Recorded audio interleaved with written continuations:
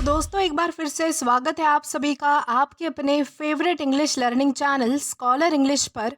मेरा नाम है दीपिका कुमावत और मैं इस चैनल पर वेरियस कॉम्पिटिटिव एग्जाम्स के लिए इंग्लिश सब्जेक्ट टीच करती हूँ। तो बेसिकली आज के इस वीडियो में हम डिस्कस करने जा रहे हैं द हिंदू एडिटोरियल का वोकैब एनालिसिस। आशा करती हूँ कि आप इन सेशंस के साथ रेगुलरली जुड़ रहे हैं और इनका बेनिफिट भी उठा रहे हैं, क्योंकि इन सेशंस का मकसद है आपके वोकैब पावर को और ज़्यादा इन्हांस करना। और ये जो वोकैब सेशंस है ये बैंक, एसएससी, रेलवे, यूपीएससी या फिर किसी भी कॉम्पिटिटिव एग्जाम के लिए इक्वली बहुत ही ज़्यादा इंपॉर्टेंट है। तो चलिए और ज़्यादा देर ना करते हुए बढ़ते हैं हमारे वोकैब शो की ओर और जानेंगे कि आज का हमारा सबसे पहला वर्ड कौन सा है। दोस्तों हमारा सबसे पहला वर्ड आता है सेनाइल। दोस्तों सेनाइल का मतलब होता है बुढ़ापे से कमज़ोर हुआ या फिर बुढ़ापे से मानसिक कमज़ोरी आना, यानी कि जब कोई व्यक्ति जो है वो बहुत ज़्यादा बूढ़ा हो जाता है, कमज़ोर हो जाता है फिजिकली और मेंटली, तो उसे हम क्या कहेंगे, सेनाइल हम उसे कहेंगे। यानी कि सेनाइल का ये मतलब होता है कि बुढ़ापे में व्यक्ति कमज़ोर हो जाना या फिर उसकी मानसिक जो है वो भी स्थिति कमज़ोर हो जाती है, यानी कि उसे कुछ याद नहीं रहता है, ये अक्सर होता है तो बुढ़ापे में, तो उसे हम कहेंगे सेनाइल। यानी कि ये जो सेनाइल वर्ड है वो हमारे बुढ़ापे की स्थिति को दर्शाता है। और ये हमारे पास पार्ट्स ऑफ स्पीच में एग्जेक्टिव है, यानी कि विशेषण है। सिनोनिम इसका होता है एजेड या फिर फॉरगेटफुल। एजेड का मतलब होता है बूढ़ा और फॉरगेटफुल का मतलब होता है जिसकी याददाश्त कम होती है, जो बार बार जो है वो हर चीज़ें भूलता रहता है। एंटोनिम इसका होता है शार्प माइंडेड या फिर अलर्ट, यानी कि जो बहुत ज़्यादा तीक्ष्ण बुद्धि होती है, जिसकी जो बहुत ज़्यादा बुद्धिमान होता है या फिर जिसका माइंड बहुत शार्प होता है, जो अलर्ट होता है, सजग होता है, तो उसे हम कहेंगे शार्प माइंडेड या फिर अलर्ट। यानी कि जिसकी याददाश्त बहुत ज़्यादा अच्छी होती है तो उसे हम कहेंगे शार्प माइंडेड या फिर अलर्ट। अलर्ट का मतलब होता है सजग रहना, सावधान रहना। एग्जाम्पल देखें तो एग्जाम्पल इसका है it's cruel to laugh at someone for being senile. यानी कि ये बहुत ही क्रूर बात होती है, ये बहुत ही बुरी बात होती है अगर आप जो है वो किसी व्यक्ति के बुढ़ापे पर हंसते हो, यानी कि उसकी कमज़ोरी पर हंसते हो। तो इस कॉन्टेक्स्ट में हम जो है वो सेनाइल इस वर्ड का अलग अलग सेंटेंसेस में यूज़ कर सकते हैं। देन इसी के साथ हम आगे जाएंगे हमारे नेक्स्ट वर्ड की ओर और जानेंगे कि इसके बाद हमारा अगला वर्ड कौन सा है। दोस्तों इसके बाद हमारा अगला वर्ड आता है डेलिनिएशन। दोस्तों डेलिनिएशन का मतलब होता है रूपरेखा, स्पष्ट विवरण या फिर स्पष्ट वर्णन। यानी कि किसी चीज़ को अच्छे से एक्सप्लेन करना, डिटेल में किसी चीज़ का डिस्क्रिप्शन बताना, किसी चीज़ को अच्छे से रिप्रेजेंट करना, यानी कि पेश करना किसी के सामने, किसी चीज़ को अच्छे से डिटेल में समझाना, उसका वर्णन करना, तो उसे हम कहेंगे डेलिनिएशन। और ये हमारे पास पार्ट्स ऑफ स्पीच में नाउन है। सिनोनिम इसका होता है डिस्क्रिप्शन या फिर रिप्रेजेंटेशन, यानी कि किसी चीज़ का विवरण देना। डिस्क्रिप्शन का मतलब होता है विवरण और रिप्रेजेंटेशन का मतलब होता है पेश करना, किसी के सामने प्रस्तुत करना। एंटोनिम इसका होता है कन्फ्यूजन या फिर एम्बिग्विटी, यानी कि बहुत ज़्यादा जो है वो उलझन में पड़ जाना। कन्फ्यूजन का मतलब होता है उलझ जाना, सोच समझ में उलझ जाना। एम्बिग्विटी का मतलब होता है जो चीज़ें अस्पष्ट होती है, ऐसी चीज़ें यानी कि जिनको समझना बहुत ज़्यादा मुश्किल होता है, जो उलझन में डालने वाली चीज़ें होती है, कंफ्यूज करने वाली चीज़ें होती है, तो उन्हें हम कहेंगे एम्बिग्विटी या फिर कंफ्यूजन। अब अगर बात करें इसके एग्जाम्पल की, तो एग्जाम्पल इसका है the map shows a clear delineation of state border. यानी कि जो मैप है, जो नक्शा है, वो क्लियरली जो है वो स्टेट बॉर्डर्स की रूपरेखा दिखाता है। यानी कि एक तरीके से जो है वो सारे बॉर्डर्स को जो है वो अच्छे से वो डिफाइन कर रहा है मैप। यानी कि उसमें जो है वो स्पष्ट तरीके से वर्णन हुआ है मैप में जो है वो हर एक स्टेट के बॉर्डर्स का। तो इस कॉन्टेक्स्ट में हम जो है वो डेलिनिएशन इस वर्ड का अलग अलग सेंटेंसेस में यूज़ कर सकते हैं। देन इसी के साथ हम आगे जाएंगे हमारे नेक्स्ट वर्ड की ओर और जानेंगे कि इसके बाद हमारा अगला वर्ड कौन सा है। दोस्तों इसके बाद हमारा अगला वर्ड आता है एफरवेसेंट। दोस्तों एफरवेसेंट का मतलब होता है उत्साही, जोश या फिर जीवंत। यानी कि जो व्यक्ति बहुत ज़्यादा यानी कि गर्मजोशी होता है, जो बहुत ज़्यादा उत्साही होता है, जिसमें बहुत ज़्यादा एनर्जी होती है, जोश होता है, स्पिरिट होता है, तो उससे हम क्या कहेंगे, एफरवेसेंट हम उसे कहेंगे। यानी कि ऐसा व्यक्ति जिससे पॉजिटिव वाइब्स आती है, यानी कि जिसको देखकर अगर कोई व्यक्ति जो खुद नाराज़ भी है तो वो भी देखकर उसे जो है वो एक तरीके से एक एनर्जी फील करता है। यानी कि जिस व्यक्ति में पॉजिटिविटी होती है, पॉजिटिव वाइब्स होती है, तो ऐसे व्यक्ति को हम कह सकते हैं एफरवेसेंट। और ये हमारे पास पार्ट्स ऑफ स्पीच में एग्जेक्टिव है, यानी कि विशेषण है। सिनोनिम इसका होता है लाइवली या फिर स्पार्कलिंग। लाइवली या फिर स्पार्कलिंग का मतलब होता है जिंदा दिल, यानी कि जीवंत, यानी कि उत्साही या फिर जोश। एंटोनिम इसका होता है डल या फिर लाइफलेस। यानी कि जिसमें जो है वो कोई मतलब कि इंटरेस्ट नहीं होता है, जो बहुत ज़्यादा डल होता है, रूखा-सूखा होता है, फीका होता है, जिसमें जो है वो इतना ज़्यादा मतलब कि जोश नहीं है, उत्साह नहीं है, लाइफलेस जो चीज़ें हैं, यानी कि एक तरीके से मरा हुआ, तो उस तरीके उसको हम क्या कहेंगे? उसको हम कहेंगे डल या फिर लाइफलेस। अब अगर बात करें इसके एग्जाम्पल की, तो एग्जाम्पल इसका है, हर effervescent personality light ups the room. यानी कि उसकी जो एफरवेसेंट पर्सनालिटी है, यानी कि उसकी जो उत्साही जोश भरी जो पर्सनालिटी है, उससे जो है वो सारा रूम भी जगमगा उठा, यानी कि सारे रूम में जो है वो उसकी पॉजिटिविटी फैल गई। तो इस कॉन्टेक्स्ट में हम जो है वो एफरवेसेंट इस वर्ड का अलग अलग सेंटेंसेस में यूज़ कर सकते हैं। देन इसी के साथ हम आगे जाएंगे हमारे नेक्स्ट वर्ड की और जानेंगे कि इसके बाद हमारा अगला वर्ड कौन सा है। दोस्तों इसके बाद हमारा अगला वर्ड आता है फज। दोस्तों फज का मतलब होता है टालना, घुमाना, हेर फेर करना। यानी कि किसी चीज़ को जो है वो मतलब कि गुमराह करने की कोशिश करना, उसमें जो है वो हेर फेर करना, कम ज़्यादा करने की कोशिश करना, उसे टालना या फिर घुमाने की कोशिश करना, तो उसे हम कहेंगे फज। और ये हमारे पास पार्ट्स ऑफ स्पीच में वर्ब है, यानी कि क्रिया है। सिनोनिम इसका होता है मिसलीड या फिर अवॉइड। मिसलीड का मतलब होता है गुमराह करना, हेर फेर करना। अवॉइड का मतलब होता है कि टालना। एंटोनिम इसका होता है क्लैरिटी या फिर कन्फ्रंट, यानी कि किसी चीज़ का सामना करना या फिर क्लैरिफाई है ये। क्लैरिफाई का मतलब होता है कि किसी चीज़ को जो है वो अच्छे से मतलब कि स्पष्ट करना, किसी चीज़ को यानी कि घुमाना नहीं, यानी कि किसी चीज़ की जो है वो हेर फेर ना करना, तो उससे हम कहेंगे क्लैरिफाई या फिर कन्फ्रंट। कन्फ्रंट का मतलब होता है किसी चीज़ का सामना करना।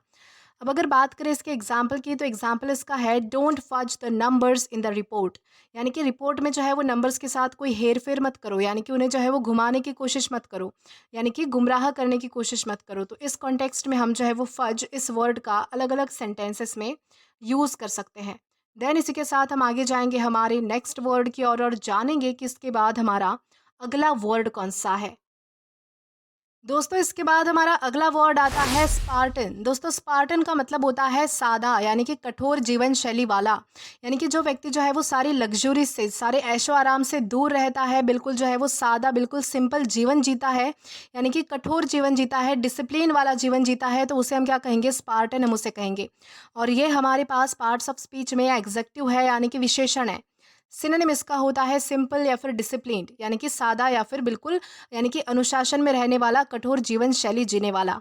एंटोनिम इसका होता है लग्जूरियस या फिर इंडल्जेंट। लग्जूरियस या फिर इंडल्जेंट, लग्जूरियस का मतलब आपको पता होगा कि ऐशो आराम होता है। इंडल्जेंट का मतलब होता है जो बहुत ज़्यादा मतलब कि खर्चा करता है, यानी कि जो खर्चे वाला व्यक्ति होता है, तो उसे हम कहेंगे इंडल्जेंट, यानी कि फिजूल खर्च करने वाला। एग्जाम्पल देखिए तो एग्जाम्पल इसका है he lives a spartan lifestyle, यानी कि वो बहुत ही सादा और जो है वो डिसिप्लिन लाइफ जीता है, यानी कि उसकी लाइफस्टाइल जो है वो बहुत ही स्पार्टन है। स्पार्टन है यानी कि बहुत ही ज़्यादा डिसिप्लिन्ड है और बहुत ही ज़्यादा सिंपल है।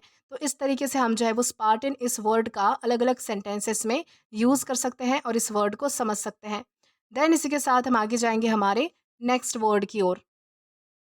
दोस्तों इसके बाद हमारा अगला वर्ड आता है क्लैड। दोस्तों क्लैड का मतलब होता है वंश, यानी कि एक ही पूर्वज से उत्पन्न जीवों का समूह है, यानी कि जिनका पूर्वज एक ही होता है, जिनके एंसेस्टर्स एक ही होते हैं, उनसे वो जन्म लेते हैं, तो उससे हम क्या कहेंगे? वंश कहेंगे। जैसे कि अगर आप हो तो आप जो है वो आपके, यानी कि आपका एक पर्टिकुलर वंश है, आप जो है वो वहाँ से आते हो, यानी कि हर किसी का अलग अलग वंश होता है, हर किसी के अलग अलग एंसेस्टर्स होते हैं, पूर्वज होते हैं, एक पर्टिकुलर वंश होता है, तो उसे हम क्या कहेंगे? वंश को हम कहेंगे क्लैड। यानी कि जहाँ से एक पर्टिकुलर एंसेस्टर से हम जो है वो सारे, यानी कि हमारी जनरेशन आगे जाती है, तो उसे कहा जाएगा वंश, यानी कि क्लैड। और ये हमारे पास पार्ट्स ऑफ स्पीच में नाउन है।